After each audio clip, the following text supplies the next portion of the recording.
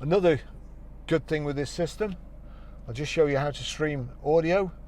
If you go to your iTunes or whatever it is you're using, you'll see their BMW at the bottom. If we just click that, BMW 20533, so that's this car. There's a tick next to it.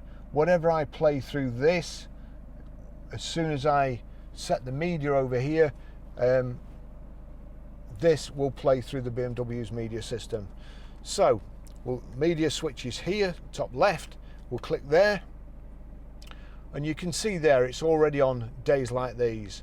But if I click that a couple of times, if I click back, you see there sometimes you've got a couple of choices. If it's not on that already, then you may be on FM, so you've got to click media and then scroll down there, Barry's iPhone. But now, which I've never noticed before, you've also got choice of Amazon Music, Audible or Spotify if you've got it on your phone. So we'll click Barry's iPhone 11. On Days Like These playing, we'll turn that up there. As I say, this vehicle's got Harman Kardon speakers, but now I'll turn it up on my phone. You see. I wonder what became of you. I can't play it too long, otherwise I'll get a copyright strike.